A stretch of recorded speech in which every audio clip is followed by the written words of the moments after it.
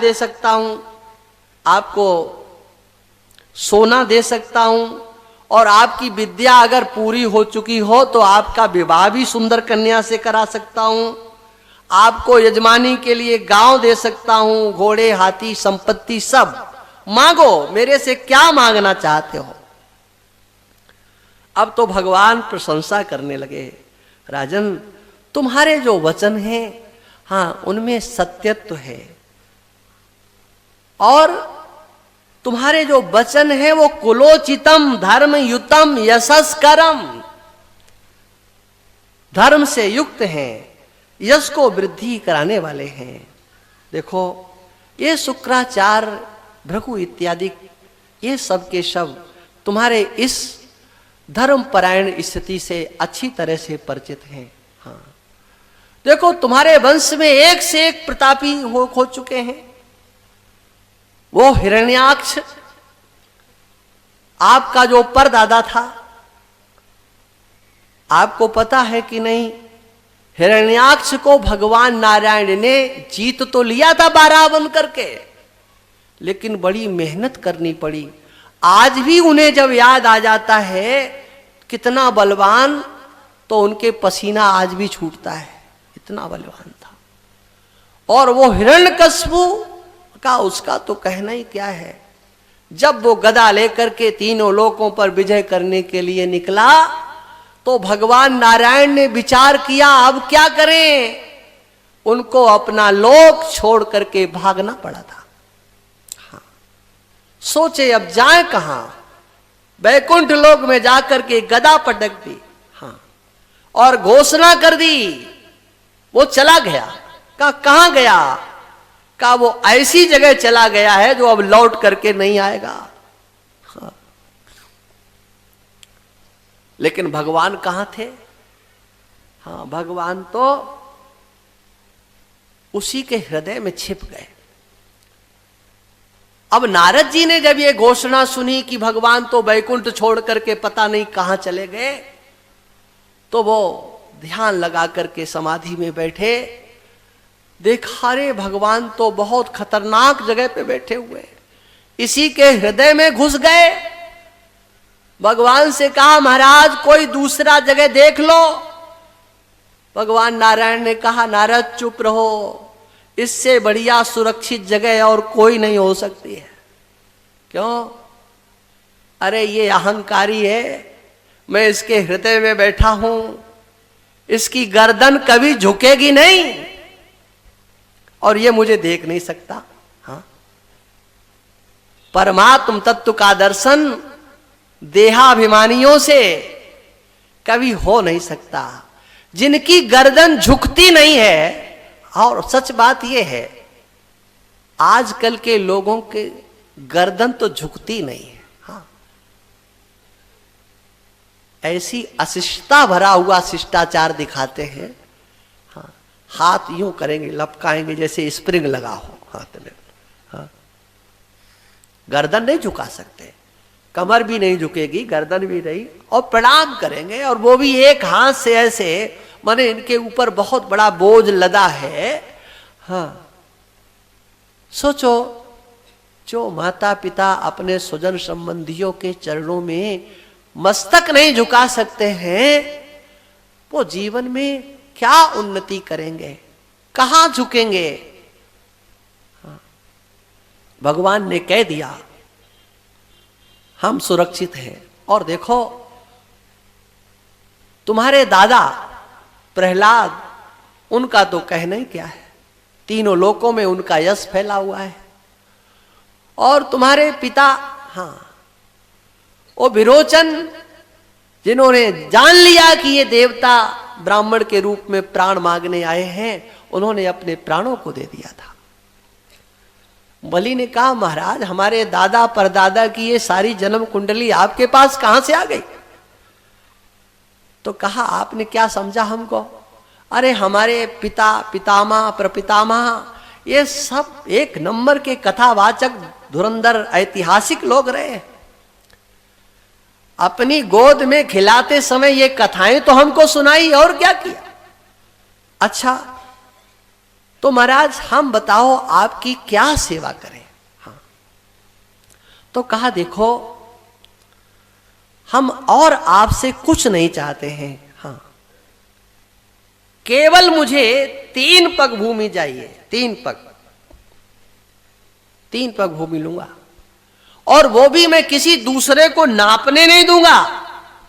हाँ, शमितानी पदा ममा, मैं अपने पैरों से 3 पग भूमि केवल तुमसे लेने के लिए आया हूं।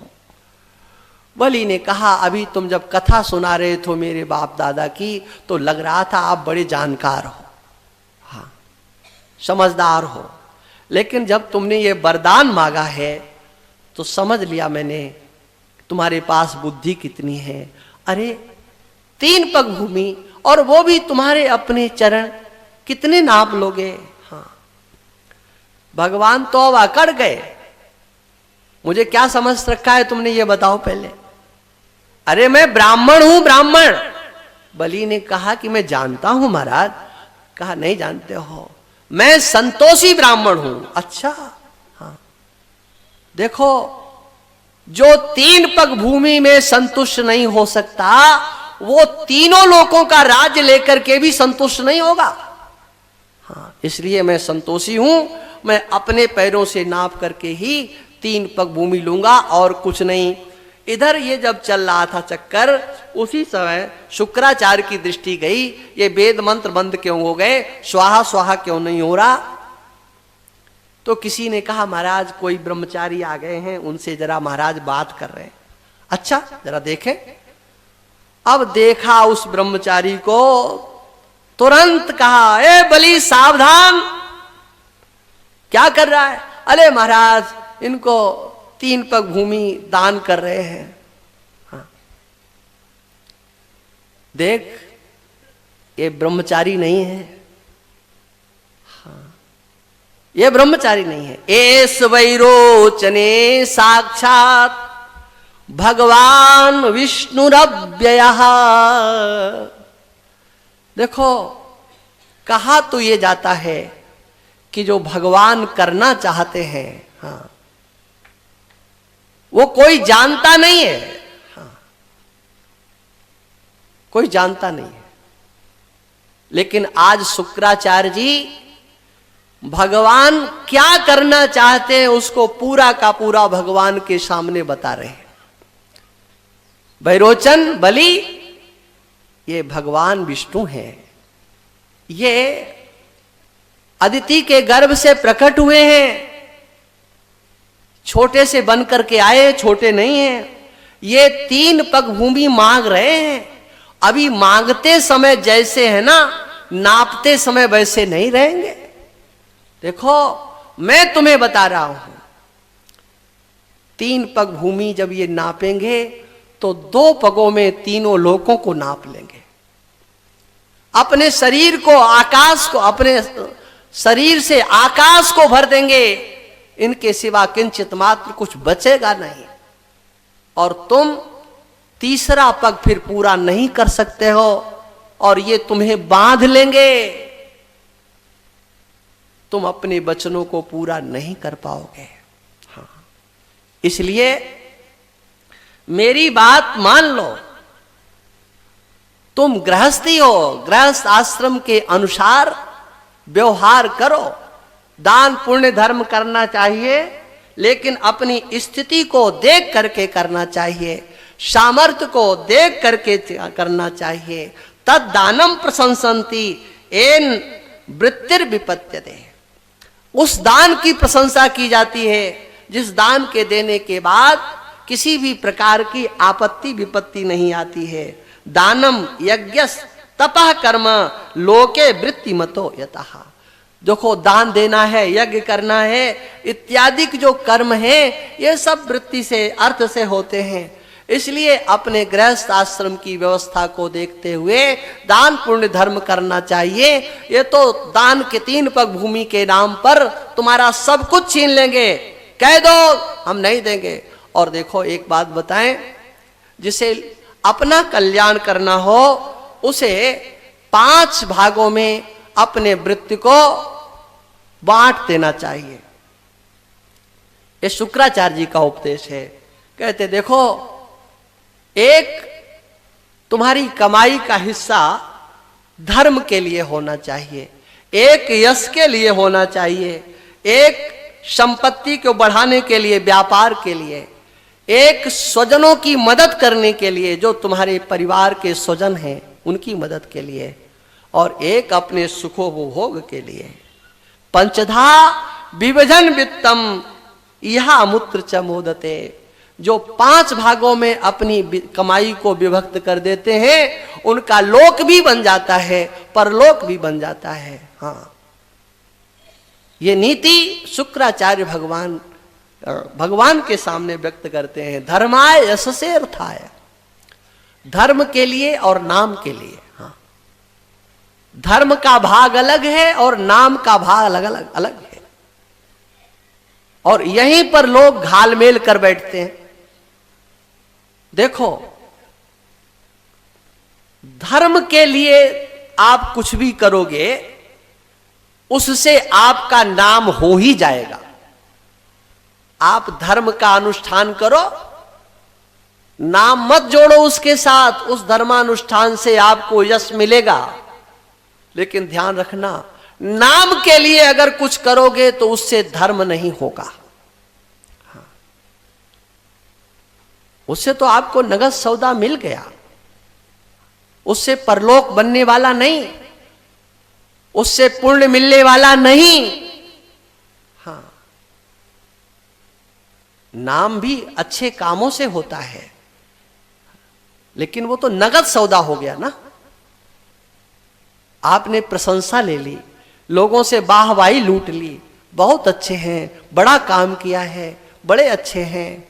हाँ, ये आपके कान सुनने के लिए तरस रहे थे, वो आपने सुन लिया, और फिर आपने अपने लोगों को बताने के लिए एक पत्थर भी लिया, अपना नाम, अपने दादा का नाम, परदादा का, अपने बच्चों का, और सबका नाम लेकर के जड़वा दिया। देख लो लोगों, हाँ, ये यश के लिए आपका कार्य हो गया। धर्म तो वह होता है लोक के लिए नहीं, जो परलोक के लिए होता है। इस प्रकार से पंचधा विभजन वृत्तम। हाँ, बलि जी ने कहा, गुरुदेव आप ठीक कह रहे हो, आपने बड़ी कृपा की, इन चरम चक्षुओं से मैं इनको नहीं पहचान पाया, ये भगवान है। और गुरुदेव की इतनी करुणा हो गई कि मैंने जान लिया ये कौन है, और आपने बता दिया कि ये क्या करना चाहते हैं। आप देखिए, ऐसा भगवान करना चाहते हैं, ये शुक्राचार्य जी को कैसे पता चल गया। कहा आज भगवान शुक्राचार्य जी का जो अभिमान है उसे मिटाना चाहते हैं। क्या अभिमान? मैं बलि का आचार्य हूं और मैं इनका हित करके रहूंगा। हाँ, अपनी विद्या का, अपने ज्ञान का उन्हें बहुत बड़ा अभिमान है। वो बलि को अपना शिष्य समझते हैं। भगवान ने कहा, बेटा पूरी विद्या बुद्धि का प्रयोग कर लो, आज फैसला हो जाएगा ये बलि तुम्हारा है कि हमारा। हाँ, देख लो मैं क्या करना चाहता हूं। हाँ, और भगवान ने सोई जाने दे देव जनाई। भगवान ने संकल्प किया कि शुक्राचार्य को सारा ज्ञान हो जाए जो मैं करना चाहता हूं। शुक्राचार्य सब कुछ। बलि ने कहा, भगवान आपकी बड़ी कृपा हो गई, मैं आपका शिष्य हूं, लेकिन भगवान आप स्वयं विचार कर सकते हो कि मैं प्रहलाद का पौत्र पहले हूं, शिष्य आपका बाद। आप बताइए, मैं प्रहलाद का पौत्र होकर के भगवान के साथ छल कैसे करूं, इनसे मिथ्या कैसे बोलूं, मैं ऐसा कैसे कह दूं कि मैं नहीं दूंगा। और फिर अब तो निश्चित हो गया ये भगवान है। ऐसा सौभाग्य बलि को कब मिलेगा जब तीनों लोकों का पालन करने वाला मेरे दरवाजे पर मेरे सामने हाथ फैला रहा है, मेरा कितना बड़ा सौभाग्य, ये सौभाग्य क्या कभी मिलेगा? ये इनकी महती अनुकंपा है। ये अगर चाहते तो मेरी सारी संपत्ति को मुझसे छीन सकते थे, जैसे चाहते वैसे ले सकते थे। हाथ फैलाने की इनको जरूरत कहां थी, लेकिन इनकी महती अनुकंपा देखो, ये मेरे से मांगने के लिए आ गए। मैं तो दूंगा। अब तो शुक्राचार्य जी नाराज हो गए। तू बहुत बड़ा बुद्धिमान बनता है, जा मैं तेरे को साप देता हूं, तू श्री से रहित हो जा, लक्ष्मी से रहित हो जा। बलि घबराए नहीं। हाँ, इधर भगवान बामन अकड़ गए, बलि देना है कि नहीं, मेरे पास समय नहीं है। देखो, कहा महाराज जरा रुको तो सही, 2 मिनट रुको। क्यों? अरे कहा अभी आपका पूजन करना बाकी है। अरे कहा अभी अभी तो किया था। नहीं नहीं, अभी नहीं किया था, अब करूंगा। अपनी गृहिणी से कहा, विंध्यावली जाओ पुनः नर्मदा जी का सुंदर कलश में जल भर करके लाओ। आज बलि ने पुनः भगवान के चरणार बिंदों को धोया। भाव बदल गया ना।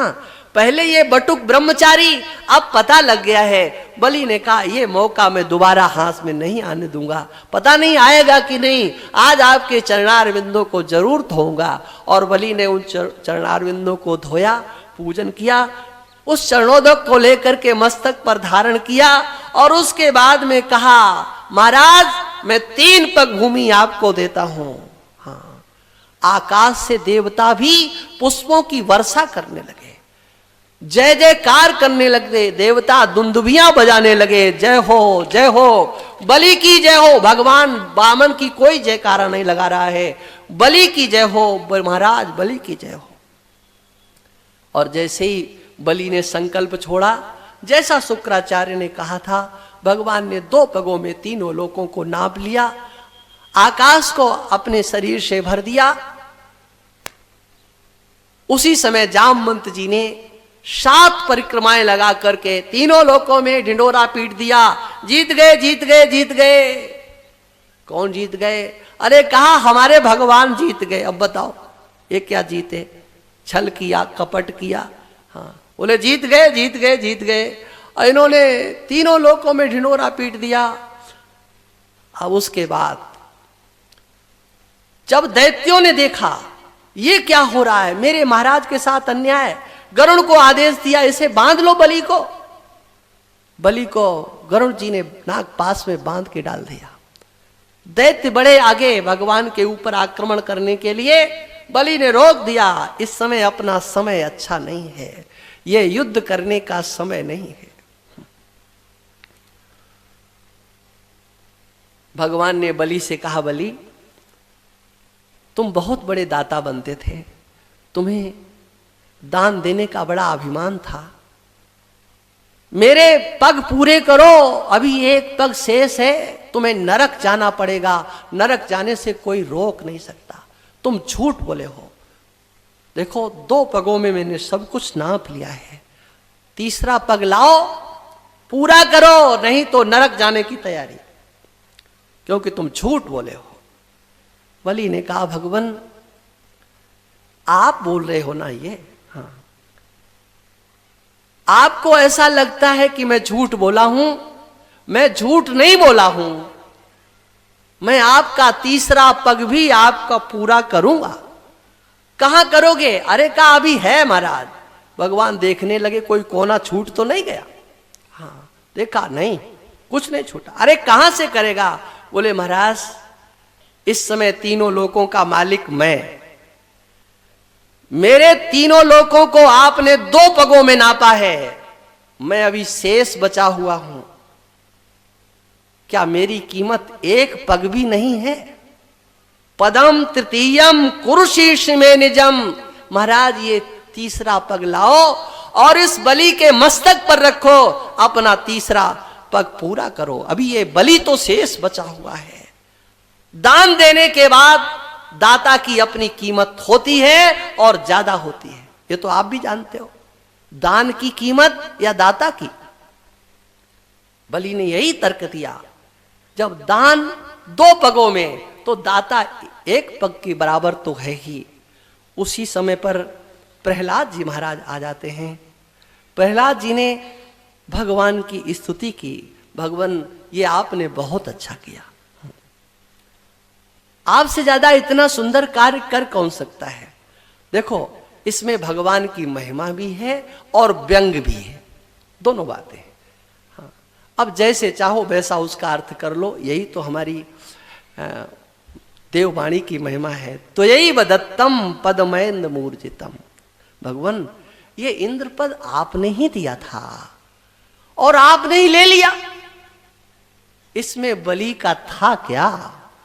हाँ, ये तो मिथ्या अभिमान कर रहा था, जानता नहीं था, इसलिए इसने कहा मैं आपको दूंगा। और ऐसी कृपा आप किस पर करके करेंगे। ये तो आपने बलि को अपना समझा है। क्या वास्तव में आपको भी बलि के सामने याचना करने की आने की आवश्यकता थी? नहीं थी, ये तो आपकी महती अनुकंपा है। उसी समय विंध्यावली आ गई। विंध्यावली ने कहा भगवान ये तो सारा संसार आपका लीला स्थल है, इस लीला स्थली में जो अपने को कर्ता मान लेता है, हाँ उसे तो संकट में पड़ना ही पड़ता है। ब्रह्मा जी आ गए। ब्रह्मा जी ने कहा भगवान आपकी किसी भी लीला में कभी भी कोई दोष देखने का किसी को अधिकार नहीं है। हाँ, भगवान आपकी सब लीलाएं मंगलकारी हैं, लेकिन ये लीला हमारी कुछ समझ में नहीं आ रही है। हमने तो सुना है आपको कोई एक तुलसी पत्र चढ़ा देता है, एक अंजलि जल देता है, उसके भी बंधन कट जाते हैं। लेकिन आज कितना आश्चर्य है, इस बलि ने सर्वस्व आपको अर्पित कर दिया है, फिर भी आपने इसे बांध रखा है, ये आप क्या कर रहे हैं। भगवान ने कहा अरे ब्रह्मन तुम इस लीला को नहीं समझ सकते हो। देखो मैंने बलि को नहीं बांधा है, सच ये है बलि ने मेरे को बांध लिया है, बलि ने तो मेरे को भी जीत लिया है। देखो कितना धैर्य है, कितनी अभयता है।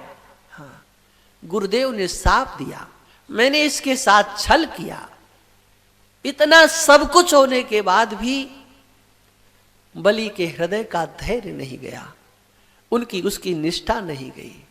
और सच है हाँ, जो अपने धर्म निष्ठा पर अडिग रहता है हाँ, उसके सामने भगवान भी छोटा पड़ जाता है, उसकी भगवत्ता भी छोटी पड़ जाती है।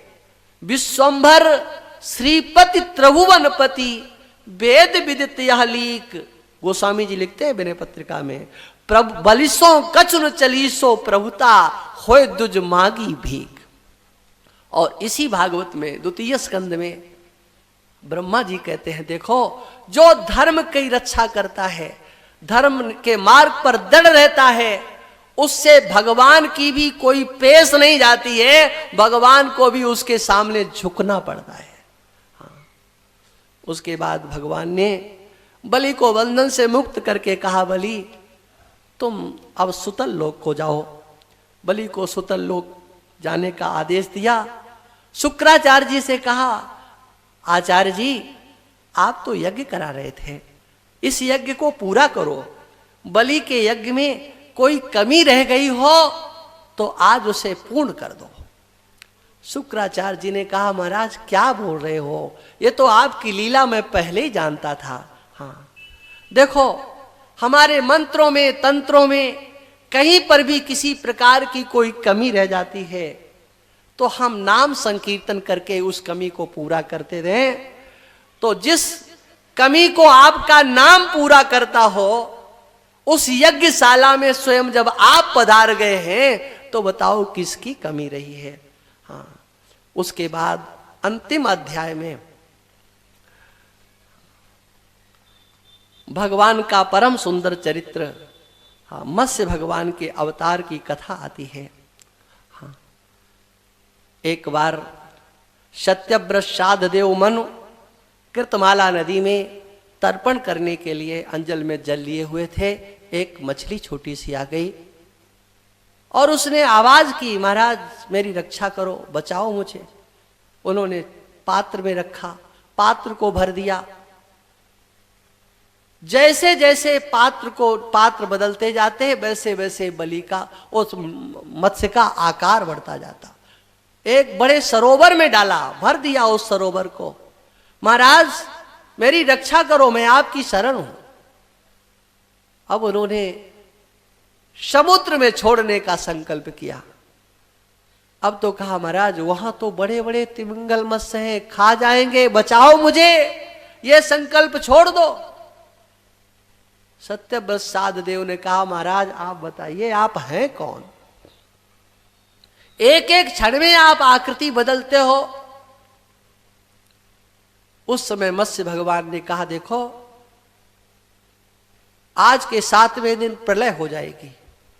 ब्रह्मा जी जब तक निद्रा में सोएंगे तब तक ऋषियों की इसका संरक्षण करने के लिए, बीज का संरक्षण करने के लिए एक नौका पर ऋषि बैठ करके आएंगे और उस पर तुम बैठ जाना। जब तक ब्रह्मा की नींद नहीं टूटती है तब तक मैं उस नाव को जल में भ्रमण कराऊंगा। तुम मेरे सींग से नौका को बांध देना और उस समय मैं तुम्हें ब्रह्म विद्या का उपदेश करूंगा। बोलिए मत्स्य भगवान की। अब आगे की कथाएं हम लोग सायंकाल में श्रवण करेंगे। नारायण नारायण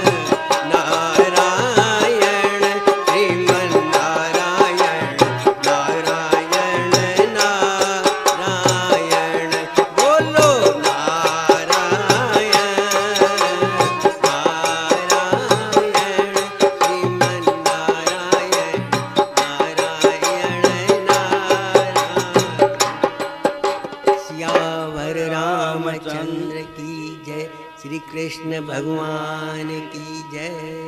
नारायण आज शाम को